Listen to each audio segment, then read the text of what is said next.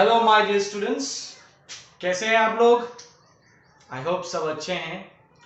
मेरा हालत देखो, बाल दाढ़ी बढ़ रहा है। आजकल तो सैलून में जाने से भी डर लगता है, कहाँ से क्या कोविड-19 आ जाए कोई बता नहीं सकते। एनीवेज, आई होप आप लोग सब सही हैं, अच्छी तरह मेंटेन कर रहे हैं हर चीज़ों को। और मेरे को ज़रूर बताना कि आप लोगों को फिजिक्स ठीक ठाक लग रहा है या नहीं। बहुत अच्छा लगने की ज़रूरत नहीं है, ठीक ठाक लग रहा है या नहीं इतना तो एटलीस्ट मेरे को बता देना, है ना। ग्रुप में ही सही, कहीं पे भी सही, बता देना। और देखो, हम लोग धीरे धीरे जा रहे हैं, बहुत ज़्यादा टॉपिक एक साथ डिस्कस नहीं कर रहे हैं। बट और मुझे ये भी बताना, मैं भी यही चाहता हूँ कि आप लोग मेरे को बताना कि आप लोगों को बेसिक्स में क्या क्या पढ़ाया गया है अभी तक। तो कोई एक कमेंट करके, एक या दो जन बताने से हो जाएगा, हर किसी को बताने। अगर आप लोग देख लो कि किसी ने अगर कमेंट कर दिया, किसी ने दे दिया कि टॉपिक्स क्या क्या डिस्कस हो चुका है, वो बता दिया, तो बाकी सबको देने की जरूरत नहीं है। और आपको लगता है कि कुछ मिस हो गया तो आप वो डाल सकते हैं, ठीक है ना। अच्छा, अभी हम लोग जो डिस्कस किए अभी तक वो है distance, displacement, average velocity, average speed. ठीक, हम लोगों ने ये भी डिस्कस किया कि वेलोसिटी कैसे, वेलोसिटी वेक्टर क्वांटिटी होता है, स्पीड स्केलर क्वांटिटी होता है, ये सब हम लोगों ने डिस्कस किया है। चलिए, वेरी गुड। अब हम लोग आएंगे, मैं थोड़ा सा ये भी बताया था, आप लोगों को याद होगा कि uniform speed and non uniform speed क्या है ना। तो उसी डिस्कशन को आगे बढ़ाते हुए हम लोग जा रहे हैं कि यूनिफॉर्म स्पीड क्या है। कि अगर यूनिफॉर्म स्पीड, इसी को हम लोग यूनिफॉर्म मोशन भी बोलेंगे, कि अगर कोई एक ऑब्जेक्ट या फिर particle is moving equal distance, मान लो 5 मीटर करके मूव कर रहा है एवरी सेकेंड, एवरी 1 सेकेंड में 5 मीटर करके मूव कर रहा है, तो इसका स्पीड यूनिफॉर्म है, ठीक है ना। और अगर हर एक सेकेंड में, मान लो पहला 5 मीटर गया, फिर एक सेकेंड में वो 6 मीटर गया, फिर दूसरे, खत्म नहीं हुआ, यहां पे कंटिन्यू कर रहा हूं, 8 मीटर चला गया नेक्स्ट 1 सेकेंड में, तो उसका स्पीड, मतलब उसका डिस्टेंस ट्रेवल हर एक सेकेंड में सेम नहीं है, तो मतलब उसका स्पीड कांस्टेंट या यूनिफॉर्म नहीं है।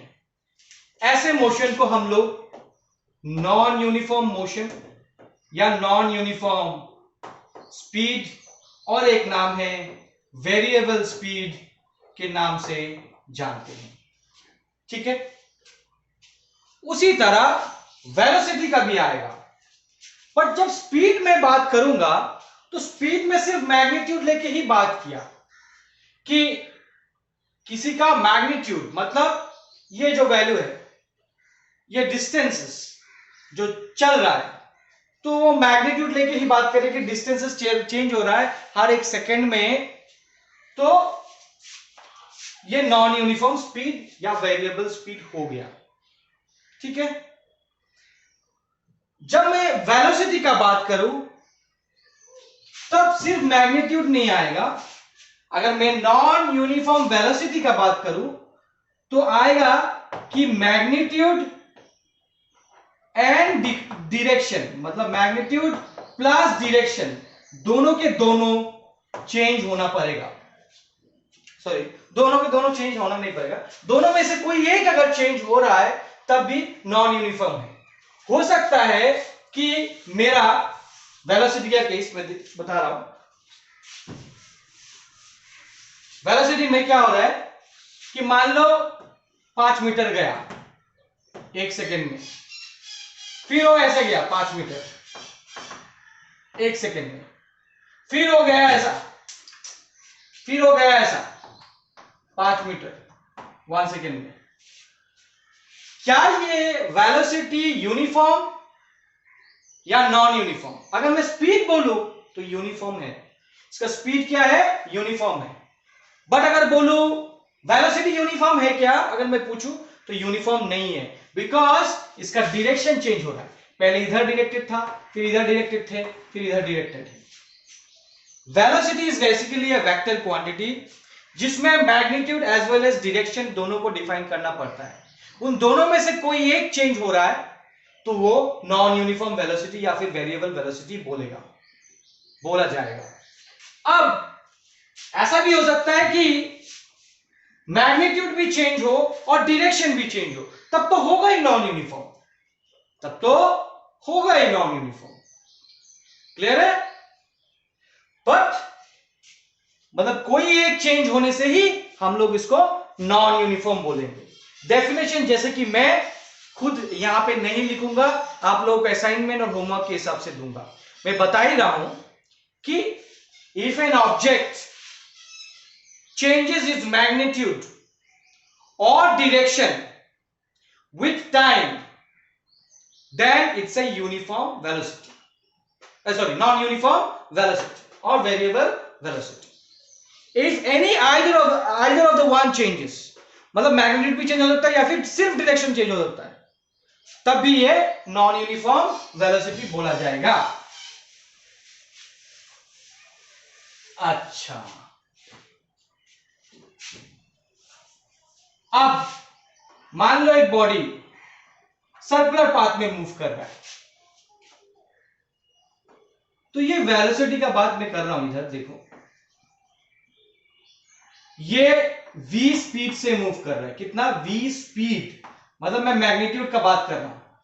और यहां पे भी जब ये पार्टिकल ऐसे स्पीड से घूम रहा है ऐसे, और मैं बोल रहा हूं कि हर एक पॉइंट भी वो सेम स्पीड से घूम रहा है, सेम स्पीड से। यहां पे उसका स्पीड, यहां पे उसका स्पीड, यहां पे उसका स्पीड, यहां पे उसका स्पीड, हर एक जगह पे स्पीड सेम है। क्या मैं बोल सकता हूं उसका वेलोसिटी भी सेम है? क्या मैं बोल सकता हूं उसका वेलोसिटी भी सेम है? नहीं बोल सकता।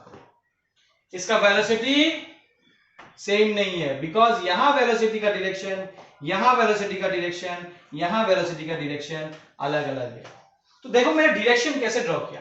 किसी भी पॉइंट पे अगर मुझे डायरेक्शन चाहिए तो उसके पाथ को रखते हुए एक टेंजेंट ड्रॉ करो। टेंजेंट ड्रॉ करना आता है तुम लोगों को? सीखा होगा 9-10 में। तो टेंजेंट ड्रॉ करो, तो टेंजेंट का जो डायरेक्शन होगा वही डायरेक्शन ऑफ वेलोसिटी होगा एट दिस पॉइंट। मतलब हर एक पॉइंट पे इसका डायरेक्शन चेंज हो रहा है, हर एक पॉइंट पे इसका डायरेक्शन चेंज हो रहा है, हर एक पॉइंट पे इसका डायरेक्शन चेंज हो रहा है। तो इसे हम लोग क्या बोलेंगे? इसको हम लोग क्या बोलेंगे? इसको हम लोग बोलेंगे कि अगर डायरेक्शन, ये वेरिएबल वेलोसिटी है, ये वेरिएबल वेलोसिटी है ना। और हम लोग बोल सकते हैं कि ये यूनिफॉर्म स्पीड से मूव कर रहा है, बट यूनिफॉर्म वेलोसिटी से मूव नहीं कर रहा है। ठीक है ना? चलो, मतलब मुझे एक चीज पता चला कि वेलोसिटी एंड स्पीड में यही अंतर है कि एक में डायरेक्शन है, एक में डायरेक्शन नहीं है। आज का जो टॉपिक है बहुत बेसिक है, हम लोग छोटा छोटा चीजें देखेंगे, डायरेक्शन, थ्योरी और थ्रू आउट थ्योरी होगा, तो ध्यान से सुनते रहो। ठीक, अब नेक्स्ट एक चीज बताते हैं, जो नेक्स्ट डिस्कशन है मेरा यूनिफॉर्म स्पीड हो गया, मेरा नॉन यूनिफॉर्म स्पीड हो गया, variable uniform velocity, non uniform velocity, सब कुछ हो गया। अभी हम लोग जो डिस्कस करेंगे बहुत इंपॉर्टेंट टॉपिक है, वो है इंस्टेंटेनियस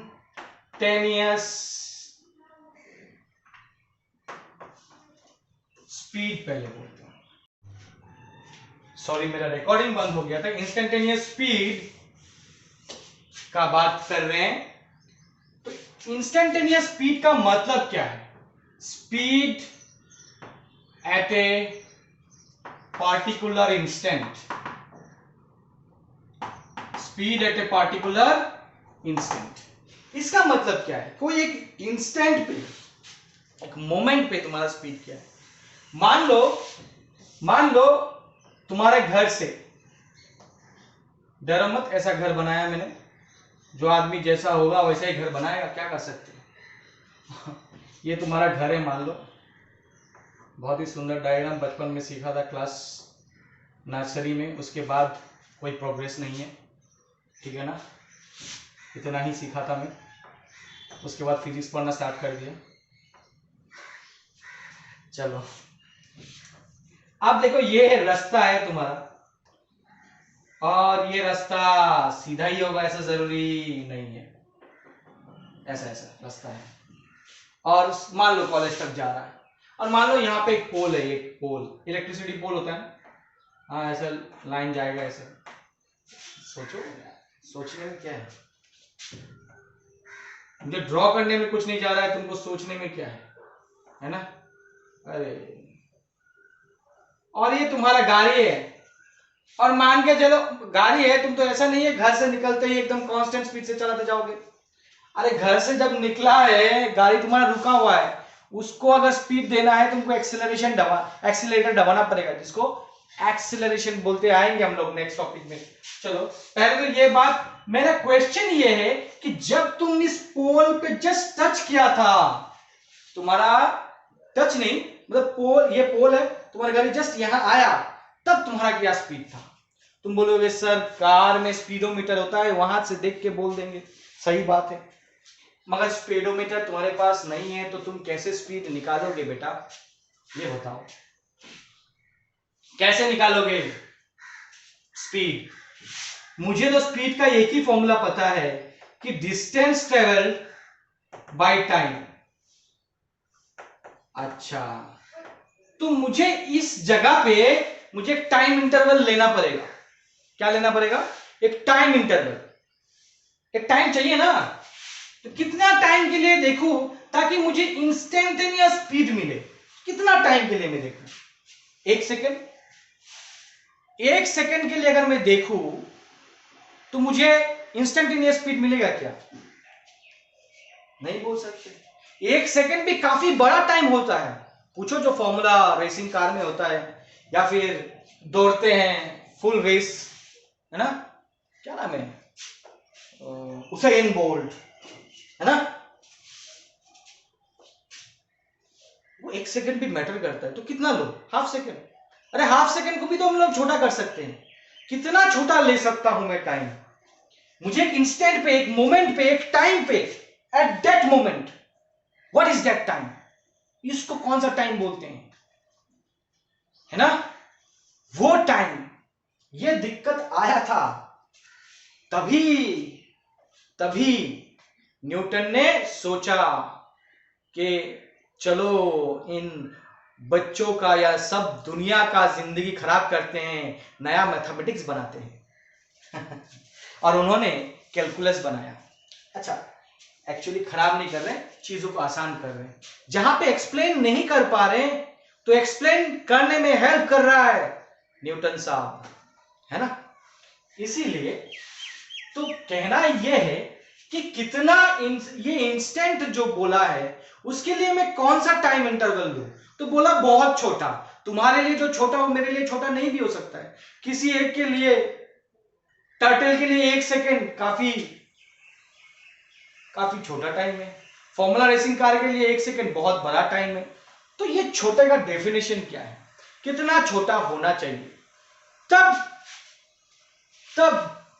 न्यूटन ने बोला, एक टाइम दिया, बोला अगर t इज द टाइम, मतलब ब्रॉड टाइम, मान लो delta t, this is the change in time, कुछ एक टाइम इंटरवल बताता है, इसको कहते हैं finite time interval, finite time interval मतलब कुछ एक टाइम इंटरवल बताएगा, ये 1 सेकेंड हो, हाफ सेकेंड हो, 10 सेकेंड हो, 20 सेकेंड हो, 1 घंटा हो, 10 घंटा हो, डेल्टा टी बताएगा, फाइनाइट टाइम इंटरवल। उन्होंने एक कॉन्सेप्ट और लगाया, बोला इनफाइनाइटेसिमली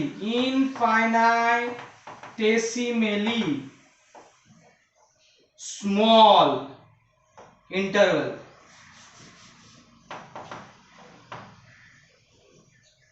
इनफाइनेटेसिमली स्मॉल इंटरवल। इसका मतलब क्या है कि इनफाइनाइटली स्मॉल है, बहुत छोटा। कितना छोटा? कि इतना छोटा कि इसको फार्दर डिवाइड नहीं कर सकते, उसको कहते हैं इनफाइनेटेसिमली स्मॉल। कि इतना छोटा लिया गया होगा, मैंने टाइम अभी तक बोला नहीं है, इतना छोटा लिया गया होगा, कोई भी चीज हो सकता है, इसलिए मैं सिर्फ टाइम नहीं बोला।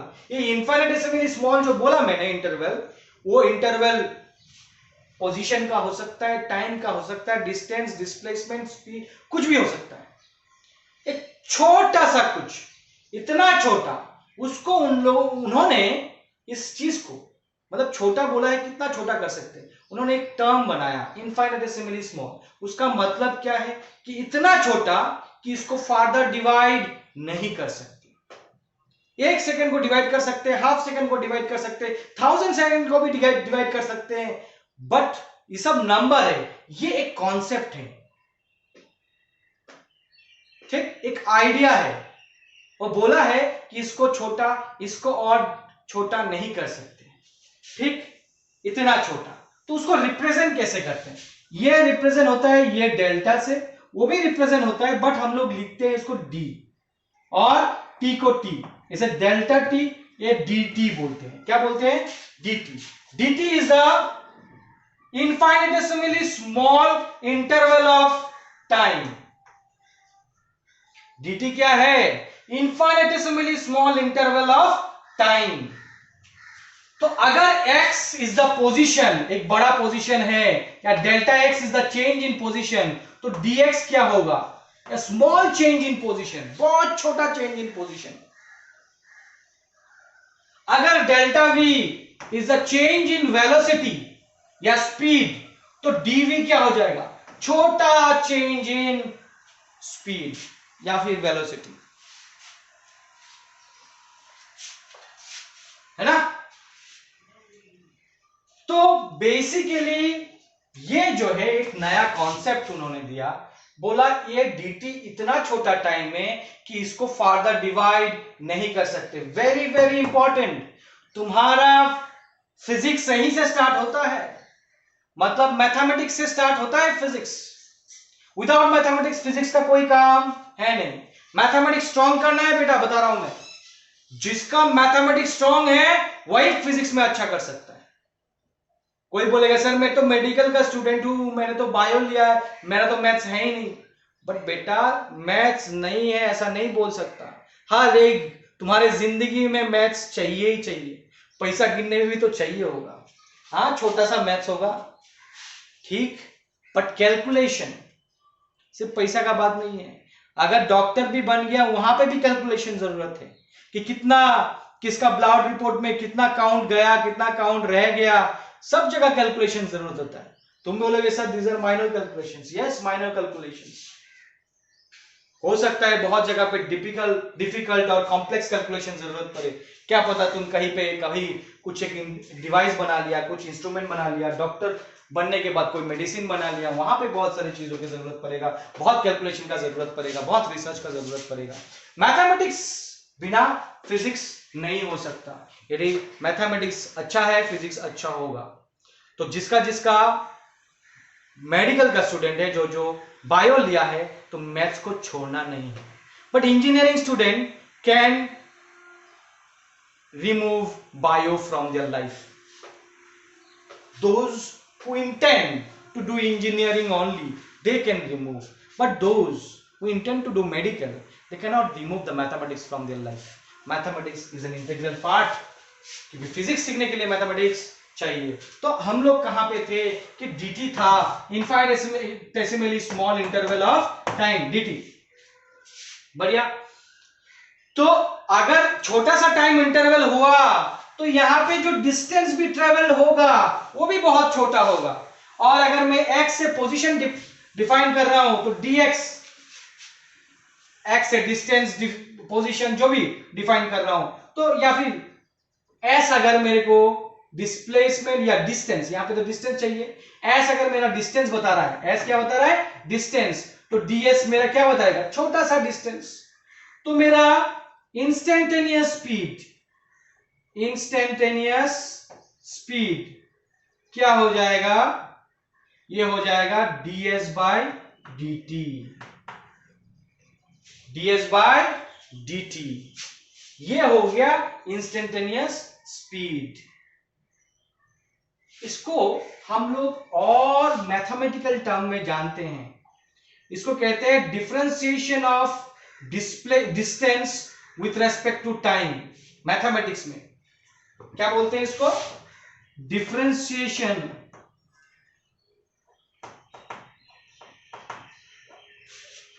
Of distance with respect to time. Okay, मैं थोड़ा मिटा रहा हूं ऊपर में। अच्छा, कभी भी हम लोग अभी से अगर मैं बोलता हूं speed, the speed of the body, अगर मैं बोलता हूं तो वो इंस्टेंटेनियस स्पीड ही बताएगा। और अगर एवरेज बताना है तो आई विल मेंशन कि एवरेज स्पीड। ये सिर्फ मेरा बात नहीं है, हर किताब में ऐसा ही है। अगर किताब में लिखा हुआ है the speed of the body at 2 second was this, मतलब 2 सेकेंड एट दैट मोमेंट, जब 2 सेकेंड स्टार्ट, 2 सेकेंड पे, 2 सेकेंड तक नहीं, 2 सेकेंड पे, एट दैट मोमेंट पे उसका स्पीड, मतलब वो ऑल टाइम इंस्टेंटेनियस स्पीड ही बता रहा है। जब एवरेज बताना होगा तो एवरेज बताएगा। तो बेसिकली जब भी हम लोग इंस्टेंटेनियस स्पीड ऐसा लिखने की जरूरत नहीं है, हम लोग डायरेक्टली अगर स्पीड भी लिखते हैं तो ये इंस्टेंटेनियस स्पीड ही बताएगा। एवरेज के लिए एवरेज बता देगा, और स्पीड बोलने से इंस्टेंटेनियस स्पीड हम लोग सोचेंगे। और ये ds बाई dt, अरे s मतलब स्पीड नहीं है, s मतलब डिस्टेंस, या डिस्टेंस, यहाँ पे स्पीड बता रहे तो डिस्टेंस। कोई मेरे को पूछा कि सर अगर ये v है, v वेलोसिटी होना चाहिए, ये स्पीड क्यों है? बिकॉज हम लोग v से स्पीड को भी डिनोट करते हैं। हर एक किताब में देख लो, बहुत सारे किताब में तुम देख लो स्पीड, ये हो गया एवरेज स्पीड। पर जब वेलोसिटी का बात आएगा, अगर रिप्रेजेंट करना है तो मैं ऊपर वेक्टर क्वांटिटी दे दूंगा, एक एरो साइन दे देना, मतलब ये वेक्टर हो गया। एरो साइन दे देना मतलब वेक्टर हो गया। जैसे ही वेक्टर हो गया, स्पीड तो वेक्टर हो नहीं सकता, ये क्या होगा, वेलोसिटी। अच्छा, एनीवेज वो किसी ने पूछा था इसलिए मैंने यहां पे बता दिया। तो मेरा ये कहना है कि ये ds बाई dt आया कैसे, ये ds बाई dt आया क्या, ये है तो एक टाइम इंटरवल, है तो एक डिस्टेंस, तो वन है एवरेज स्पीड, बट छोटा वर्जन ऑफ एवरेज स्पीड। मतलब एवरेज स्पीड में बड़ा टाइम लेता था, बड़ा डिस्टेंस लेता था, अब ये क्या है, छोटा टाइम ले रहा हूं, छोटा डिस्टेंस ले रहा हूं, तो क्या एवरेज स्पीड जैसा नहीं है? हाँ, मतलब जब भी एवरेज स्पीड को delta S by delta T, ये एवरेज स्पीड हो गया। मान लो एवरेज स्पीड को, इस एवरेज स्पीड को अगर मुझे इंस्टेंटेनियस स्पीड में कन्वर्ट करना है तो टाइम इंटरवल को छोटा करना पड़ेगा। और टाइम इंटरवल को कैसे छोटा करेंगे? देयर इज अ ऑपरेटर जो कि तुम लोग पढ़े नहीं हो, इसको कहते हैं लिमिट, है ना, वो मैथमेटिक्स में पढ़ेंगे हम लोग। बट ये डिफरेंशिएशन का जो बात बोला मैंने, ये डिफरेंशिएशन और इंटीग्रेशन हम लोग फिजिक्स में ही देखेंगे, मैं खुद पढ़ाऊंगा, लिमिट नहीं पढ़ाऊंगा यार, लिमिट नहीं पढ़ाऊंगा। लिमिट में बहुत चीजें हैं, ये छोटा सा चीज यहां पे यूज हो रहा है, और बाकी जो चीजें हैं ना वो फिजिक्स में जरूरत ही नहीं है, बट डिफरेंशिएशन और इंटीग्रेशन का पूरा जरूरत है फिजिक्स में। तो पूरा डिफरेंशिएशन अभी नेक्स्ट क्लास से मेरा डिफरेंशिएशन और इंटीग्रेशन का लंबा 2 हफ्ता कम से कम, या 1 हफ्ता कम से कम, सिर्फ डिफरेंशिएशन और इंटीग्रेशन ही चलेगा। पहले मैथमेटिक्स सिखाऊंगा, फिर फिजिक्स सिखाऊंगा, ठीक है। अब लिमिट इज एन ऑपरेटर जो क्या करेगा, ये delta S by delta T है ना, एक ऑपरेटर है, ये नीचे वाला है ना टाइम, तो डेल्टा टी ऐसे एरो देके 0 बोलते हैं, ये डेल्टा टी एरो देके 0, मतलब ये जो चेंज इन इंटरवल है ये टेंड्स टू 0 बोलते हैं। इसको क्या बोलते हैं? टेंड्स टू 0, मतलब 0 नहीं है, 0 के करीब है, मतलब 0 के तरफ है या 0 के करीब पहुंच रहा है। तो जब डेल्टा एस बाई, अगर टाइम को छोटा कर दूं तो डिस्टेंस भी ट्रेवल छोटा ही होगा, है ना, छोटा डिस्टेंस हुआ तो टाइम भी छोटा होगा, ऐसा जरूरी है क्या? ये तो डिपेंड करेगा कि तुम कितना स्पीड से जा रहा है। Mind it, time is independent of all quantity, time पे हमारा कोई कंट्रोल नहीं है। डिस्टेंस से टाइम नहीं आएगा, टाइम से डिस्टेंस होगा। टाइम इज इंडिपेंडेंट, ठीक है ना। अब limit delta t tends to 0, delta s by delta t is nothing but d s by d t. मतलब मैथमेटिकली अगर मैं रिप्रेजेंट करूं इस एवरेज वेलोसिटी को, जैसे ही लिमिट दे दूंगा मैं, लिमिट का ऑपरेटर बिठाऊंगा जो टाइम इंटरवल को छोटा करेगा, इसको ही हम लोग ds by dt बोलेंगे।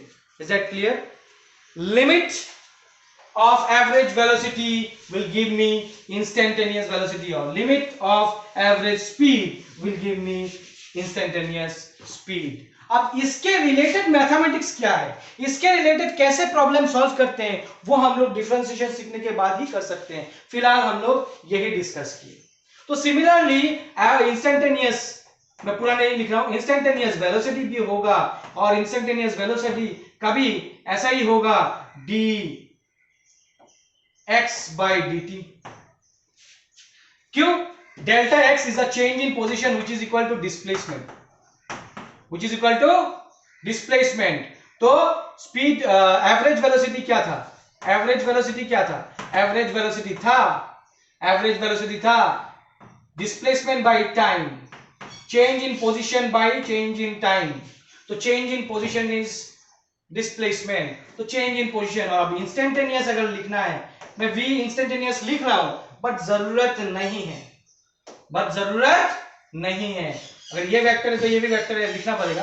अगर मैं मैग्नीट्यूड लेके डील करूं तो वेक्टर देने की जरूरत नहीं है। v इंस्टेंटेनियस मैग्नीट्यूड लिख रहा हूं मैं dx by dt, change in position by change in time, instantaneous. ये भी कैसे आया? वही आया, limit delta t tends to 0, delta x by delta t equal to dx by dt, जो कि v इंस्टेंटेनियस है। ठीक हो गया।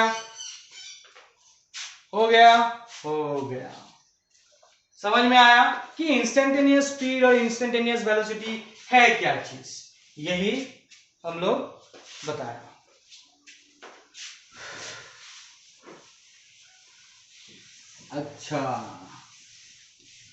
अच्छा इधर अब आगे देखते हैं। आगे क्या है कि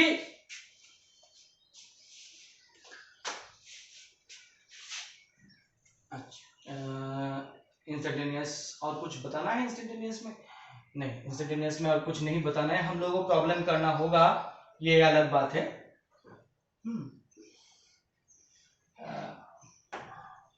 dx by dt, इसको लेके कुछ बताना नहीं बताना है, ठीक। अच्छा एक चीज और बता दे रहा हूं कि आज का वीडियो जो है मैं सुबह कर रहा हूं, और थोड़ा सा यहाँ पे प्रॉब्लम हो सकता है, मैं देखा तो उतना ज्यादा नहीं है, बाकी ऊपर में तो अच्छी तरह दिख रहा है। कल मतलब आज रात को मैं वीडियो बनाऊंगा फिर से, ये तो अभी दे दूंगा, मतलब दिन में ही, आज के लिए, आज 15 है, और आज रात को जो बनाऊंगा वो मैं कल सुबह दूंगा। ऐसा करते हुए नेक्स्ट टाइम चलेगा। कि कल तबीयत थोड़ा ठीक नहीं था तो कल मैंने वीडियो नहीं बनाया था, आज बना रहा हूं। अच्छा एक चीज और है, वो है एक्सीलरेशन।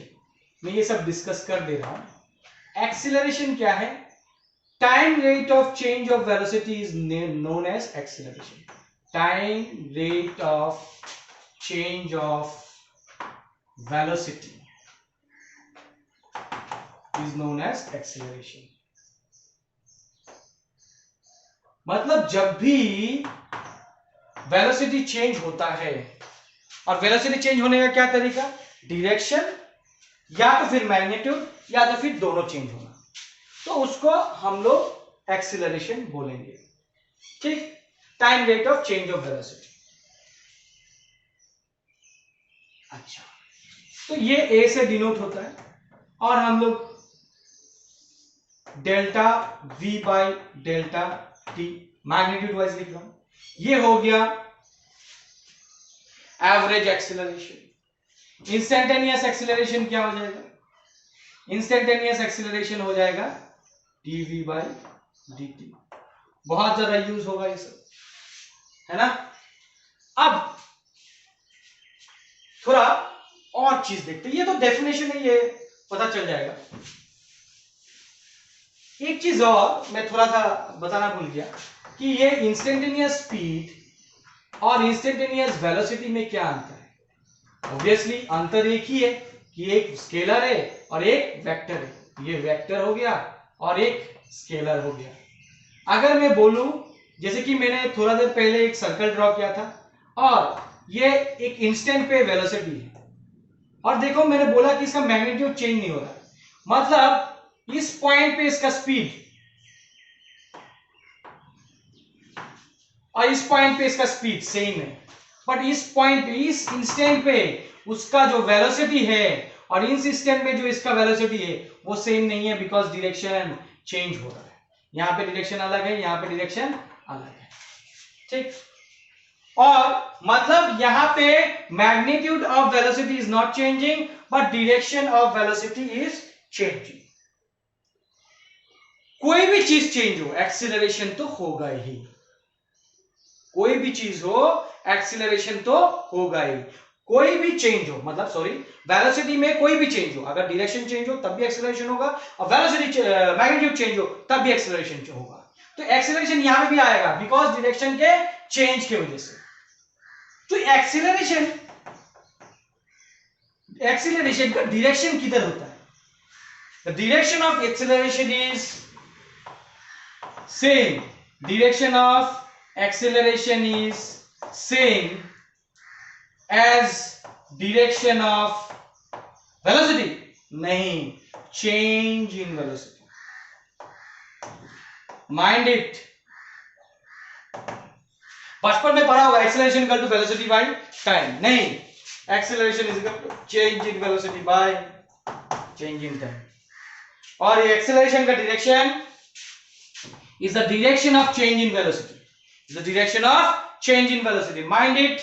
direction of velocity नहीं है, ऐसा जरूरी नहीं है कि वेलोसिटी का डायरेक्शन जिधर हो एक्सीलरेशन का डायरेक्शन भी उधर ही हो, ऐसा जरूरी नहीं है, ठीक है। कुछ एग्जांपल देखते हैं हम लोग। जैसे कि एक ऑब्जेक्ट को तुमने ऊपर फेंका v वेलोसिटी से, तो इसके ऊपर एक्सीलरेशन है या नहीं है? ग्राउंड से तुमको फेंका, यहां पे v वेलोसिटी है, हाँ, ग्रेविटी एक फोर्स दे रहा है नीचे, तो ये g जो है वो एक्सीलरेशन है। हम लोग बोलते हैं ना एक्सीलरेशन ड्यू टू ग्रेविटी, मतलब ग्रेविटी की वजह से जो एक्सीलरेशन हुआ। और यहां देखो डायरेक्शन अपोजिट है, ठीक। अब यहां मान लो यहां टॉप पे जाके ये वेलोसिटी 0 हो गया, क्या एक्सीलरेशन लगना बंद हो गया? क्या नहीं, एक्सीलरेशन लगना बंद नहीं हुआ। क्या एकदम टॉप पे क्या वेलोसिटी मेरा 0 हो जाता है? वेलोसिटी तो 0 होगा, अगर रुक गया, ये ऊपर फेंका, एक टाइम पे जाके रुकेगा, फिर रिटर्न करेगा ना। जो इंस्टेंट पे जो रुका वहां पे वेलोसिटी क्या होना पड़ेगा? 0। पर एक्सीलरेशन 0 है क्या? नहीं। ग्रेविटी बंद हो गया क्या? ग्रेविटी बंद होने से तो नीचे आएगा ही नहीं, वो वहां पे तैरता रहेगा। तो दो चीज मैंने सीखा कि वेलोसिटी और एक्सीलरेशन का डायरेक्शन सेम हो ऐसा जरूरी नहीं है। हाँ, जब नीचे आ रहा है बाय दिस टाइम, यहां पे मान लो v डैश अटेंड कर लिया और g अटेंड कर लिया, यहां देखो वेलोसिटी और g सेम डायरेक्शन, यहां देखो velocity and g opposite direction. और बताऊंगा, जब भी बॉडी सर्कुलर मोशन में मूव करता है तो एक्सीलरेशन जो लगता है डायरेक्शन की वजह से, वो एक्सीलरेशन परपेंडिकुलर टू वेलोसिटी होता है। अगर मैग्नीट्यूड चेंज नहीं हो रहा है, जैसे कि यहां पे मैग्नीट्यूड चेंज नहीं हो रहा है, सिर्फ डायरेक्शन चेंज हो रहा है, तब जो एक्सीलरेशन लगता है वो परपेंडिकुलर टू वेलोसिटी होता है, तब परपेंडिकुलर। अगर मैग्नीट्यूड को चेंज नहीं करा पाता है तो तब जो एक्सीलरेशन लगता है वो परपेंडिकुलर होता है। और यहां देखो वेलोसिटी, यहां पे तुम एक वेलोसिटी से फेंका था, ऊपर में जाके 0 हुआ वेलोसिटी, मतलब वेलोसिटी घटता गया, मतलब एक्सीलरेशन जो है वेलोसिटी, अगर वेलोसिटी एंड एक्सीलरेशन ऑपोजिट है तो वेलोसिटी घटता जाएगा और एक टाइम पे वेलोसिटी 0 हो जाएगा। और अगर velocity and acceleration same direction पे है, तो मैग्नीट्यूड ऑफ वेलोसिटी बढ़ता जाएगा, बिकॉज देखना एक वेलोसिटी से हीट करेगा तभी तो बाउंस करता है। कोई अगर बॉल हो, तुम अगर छोड़ोगे तो जाके टकराता है ना बहुत जोर से, मतलब वेलोसिटी से जाके टकराया। बहुत लोग ये सोचते हैं कि नीचे आया रुक गया तो वेलोसिटी यहां पे जीरो है। अरे जीरो हुआ कुछ और कारण से, जस्ट बिफोर टकराने से पहले उसका एक वेलोसिटी था ना, एक स्पीड से जा रहा था। टकराने के बाद क्या हुआ उससे मतलब नहीं, कितना वेलोसिटी से टकराया, वो बढ़ता गया velocity, because velocity and acceleration same direction पे। तो हम लोग और थोड़ा देखेंगे तो हम लोग को क्या क्या चीज पता चला अभी तक। ये पता है कि इंस्टेंटेनियस स्पीड इंस्टेंटेनियस वेलोसिटी में क्या अंतर है, एक में डायरेक्शन है एक में डायरेक्शन नहीं है। एक्सेलरेशन क्या है, अगर वेलोसिटी चेंज हो रहा है टाइम के साथ उसी को एक्सेलरेशन बोलते हैं। चलो वेरी गुड। अब क्या है, एक्सीलरेशन और वेलोसिटी सब सेम डायरेक्शन पे नहीं होता है। एक्सीलरेशन का direction is basically along the direction of change in velocity. Change in velocity का जो डायरेक्शन है वही एक्सीलरेशन का डायरेक्शन है। चलो और क्या देखा, जब velocity and acceleration same direction पे, अगर वेलोसिटी इधर और एक्सीलरेशन भी इधर, तो मैग्नीट्यूड ऑफ वेलोसिटी क्या होगा, बढ़ेगा। ये मैग्नीट्यूड मॉडुलस के अंदर रखना, मतलब इसको कहते हैं मैग्नीट्यूड ऑफ वेलोसिटी। ये छोटा छोटा चीजें हैं, तुम लोग नोट डाउन करते जाओगे। अच्छा, अब अगर एक्सेलरेशन इधर, वेलोसिटी इधर और एक्सेलरेशन इधर ऑपोजिट हो गया तो मैग्नीट्यूड ऑफ वेलोसिटी घटेगा, इट इज डिक्रीजिंग। इसका मतलब इंक्रीजिंग। अरे बाप रे। और अगर वेलोसिटी एंड एक्सेलरेशन परपेंडिकुलर है तो magnitude of velocity remain unchanged. ये सब चीजें याद होना चाहिए। चलो मैं ट्राई करता हूं एनालॉजी देने का कि कैसे ये बात सही है। पहले तो तुमको ये समझना है, जो अर्थ हम लोग को एक फोर्स से खींचता है ना, फोर्स ऑफ ग्रेविटी, और उसके वजह से जो एक्सीलरेशन होता है उसको, उस एक्सीलरेशन को हम लोग जी से डिनोट करते हैं। क्यों करते हैं, बिकॉज ये जी फिक्स वैल्यू है जिसको हम लोग 10 मीटर पर सेकेंड या तो फिर 9.8 मीटर पर सेकेंड लेते हैं, सॉरी पर सेकेंड स्क्वायर। ठीक, इस चीज को और थोड़ा एलाबोरेट कर रहा हूं मैं, ध्यान दो। अब जैसे कि मैं अभी चल रहा हूं, देखो ऐसे मेरे ऊपर कोई एक्सेलरेशन लग रहा है, हाँ ग्रेविटी पुल कर रहा है, मतलब मैं चल रहा हूं ऐसा और ग्रेविटी नीचे खींच रहा है। क्या हुआ, ये परपेंडिकुलर। तो क्या मेरा वेलोसिटी में कोई चेंज आया क्या, मैं जितना जोर दूंगा उतना जोर से चल सकता हूं। फ्रिक्शन ऑप्शन का बात हम लोग नहीं कर रहे हैं कि मैं जितना वेलोसिटी है मेरे को तकलीफ नहीं हो रहा है उतना। जब परपेंडिकुलर हो जाए तब मैग्नीट्यूड ऑफ वेलोसिटी में अनचेंज होगा, बताया था मैंने। बट जैसे तुम ब्रिज में चलो, ऐसा मान लो एक ब्रिज में तुम चल रहा है, ये वेलोसिटी जी तो ऐसे ही रहेगा डायरेक्ट। तब देखो ये एंगल कितना बना रहा है वेलोसिटी के साथ, जो भी एंगल बना रहा है ये ऑब्ट्यूज है। क्या है, ऑब्ट्यूज। जब भी, मतलब पहला वाला जो चीज है मैं थोड़ा शॉर्ट बताया था, जब भी वेलोसिटी एंड एक्सीलरेशन में एंगल ग्रेटर देन 90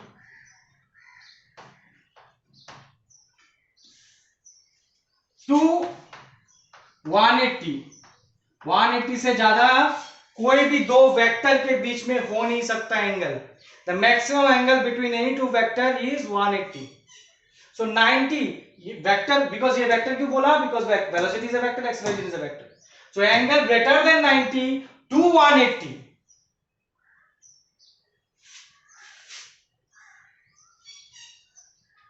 अगर वेलोसिटी और एक्सेलरेशन के बीच में है, एंगल कहां से 90 से 180 तक, अगर वेलोसिटी और एक्सेलरेशन के बीच में है तब मैग्नीट्यूड ऑफ वेलोसिटी घटेगा।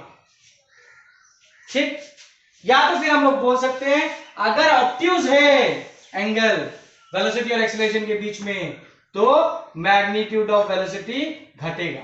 और अगर एक्यूट है लेस देन 90 डिग्री तो मैग्नीट्यूड ऑफ वेलोसिटी बढ़ेगा, ये याद रखना। ठीक, अच्छा अब एक चीज और डिस्कस कर लेता हूं, फिर हम लोग डिफरेंशिएशन इंटीग्रेशन में जाएंगे। हम लोग जो लिखते हैं कि एक्सीलरेशन इक्वल टू 2 मीटर पर सेकेंड स्क्वायर, इसका मतलब क्या है? इसका मतलब क्या है? सोचो। मतलब इसको ऐसे भी लिख सकता हूं 2 मीटर पर सेकेंड। ये क्या है? मीटर पर सेकेंड वेलोसिटी बताता है, डिवाइडेड बाय टाइम। मतलब हर एक सेकेंड में उसका वेलोसिटी चेंज हो रहा है 2 मीटर पर सेकेंड करके। एक्सीलरेशन का मतलब क्या है कि हर एक सेकेंड में, एक्सीलरेशन का मतलब क्या है? अगर मैं एक्सीलरेशन इक्वल टू 2 मीटर पर सेकेंड स्क्वायर लिख रहा हूं तो उसका मतलब कि हर एक सेकेंड में वेलोसिटी चेंज हो रहा है 2 मीटर पर सेकेंड करके। ठीक ठीक, मान लो एक बॉडी मूव कर रहा है, उसका एक्सीलरेशन ये है, बॉडी इधर मूव कर रहा है और एक्सीलरेशन भी इधर है, और बॉडी का इनिशियल वेलोसिटी मान लो 4 मीटर पर सेकेंड था और इसका एक्सीलरेशन मान लो 2 मीटर पर सेकेंड स्क्वायर है। तो हर एक सेकेंड में वेलोसिटी बढ़ेगा, हर एक सेकेंड में वेलोसिटी बढ़ेगा। पहला सेकेंड में इनिशियली 4 मीटर पर सेकेंड था और एक सेकेंड के बाद 2 मीटर पर सेकेंड करके वेलोसिटी चेंज होगा। अब इस चेंज का मतलब चेंज बोला, बढ़ेगा नहीं बोला। बढ़ेगा तभी जब एक्सीलरेशन एंड वेलोसिटी क्या हो, सेम डायरेक्शन। तो एक्सीलरेशन वेलोसिटी क्या हो जाएगा, ये एक सेकेंड बाद 4 + 2 6 मीटर पर सेकेंड। फिर एक सेकेंड बाद क्या हो जाएगा, फिर एक सेकेंड बाद क्या आ जाएगा 8 मीटर पर सेकेंड। वेलोसिटी ऐसे हर एक सेकेंड में 2-2 करके बढ़ता जाएगा वेलोसिटी। अगर वही चीज मान लो इनिशियल वेलोसिटी इसका 10 मीटर पर सेकेंड है एक ऑब्जेक्ट का, और उस पर एक्सीलरेशन a = 2 मीटर पर सेकेंड स्क्वायर लग रहा है, ऑपोजिट है, डायरेक्टली ऑपोजिट है, एक डायरेक्टली सेम डायरेक्शन, डायरेक्टली एक ही डायरेक्शन में है और ये ऑपोजिट डायरेक्शन में है, तब इसका वेलोसिटी पहले तो 10 मीटर पर सेकेंड था, एक सेकेंड के बाद 8 मीटर पर सेकेंड हो जाएगा, फिर 6 मीटर पर सेकेंड हो जाएगा, 4 मीटर पर सेकेंड हो जाएगा, 2 मीटर पर सेकेंड हो जाएगा और फिर 0 हो जाएगा। क्या हो जाएगा, 0। मतलब जब एक्सीलरेशन वेलोसिटी के ऑपोजिट होता है तो एक टाइम पे वेलोसिटी 0 हो जाएगा, खत्म। और ये 0 तो होने का बात ही नहीं, ये बढ़ता जाएगा अगर ये कॉन्स्टेंटली एक्सीलरेशन लगता जाए तो। ठीक, समझ में आया? ये चीज समझ में आया? मैं जस्ट लिटरली मीनिंग बता रहा हूं। एक चीज और बता रहा हूं, एक चीज और थोड़ा डीप है, थोड़ा समझो। वेरिएबल एक्सीलरेशन भी तो हो सकता है, कांस्टेंट हो ऐसा जरूरी है क्या? नहीं, ये तो कांस्टेंट एक्सीलरेशन है, वेरिएबल एक्सीलरेशन का भी केस होता है। मान लो एक्सीलरेशन जो है चेंज हो रहा है, ठीक, एक्सीलरेशन जो है चेंज हो रहा है।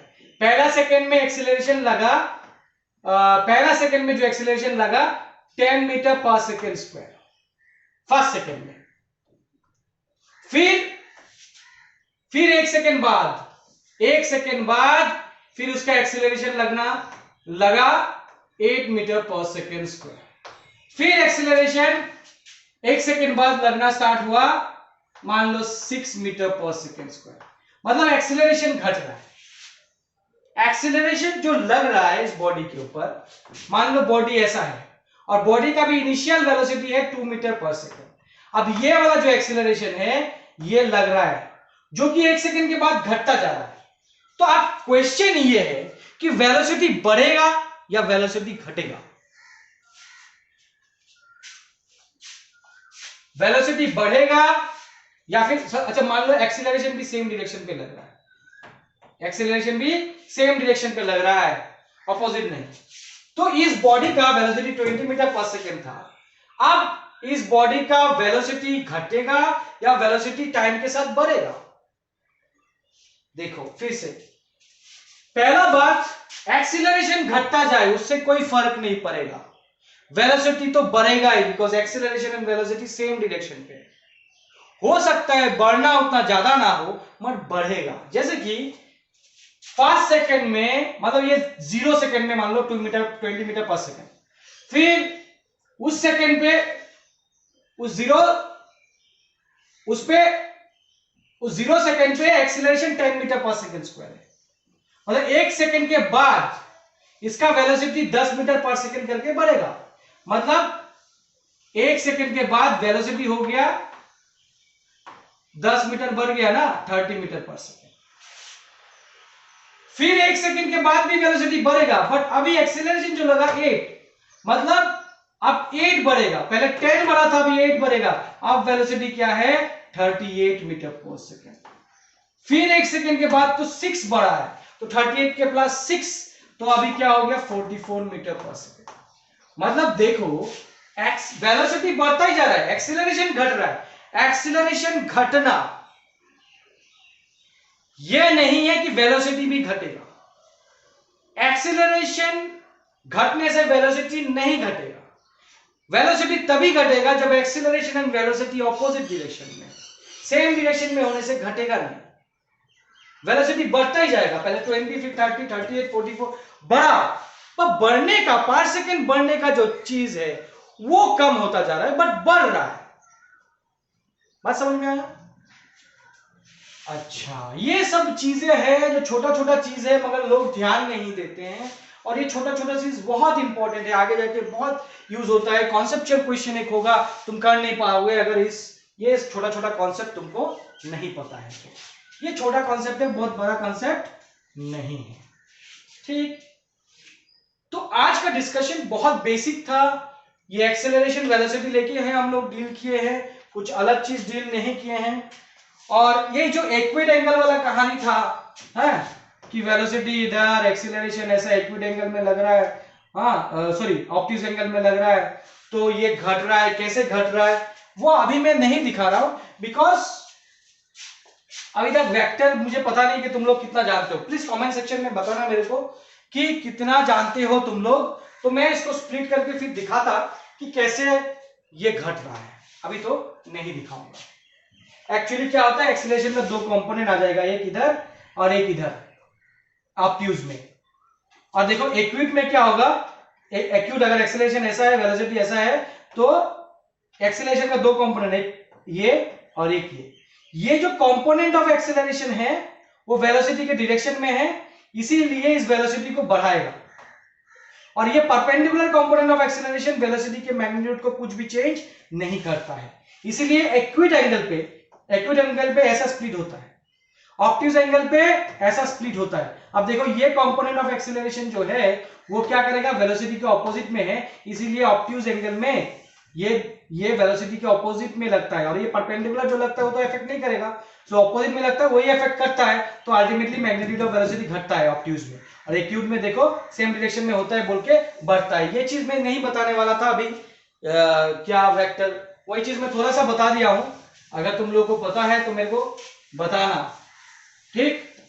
आज का लेक्चर बहुत बेसिक है बट बहुत इंपॉर्टेंट है, अगर समझ में नहीं आया तो फिर से देखो, बहुत इंपॉर्टेंट है, बिकॉज बहुत सारी चीजें मैंने बताया, हो सकता है तुम लोग स्किप कर जाओ देखते वक्त, बट हर एक लाइन इंपॉर्टेंट है और बाद में जाके कॉन्सेप्चुअली बहुत ज्यादा यूज में आएगा। That's all for today, thank you.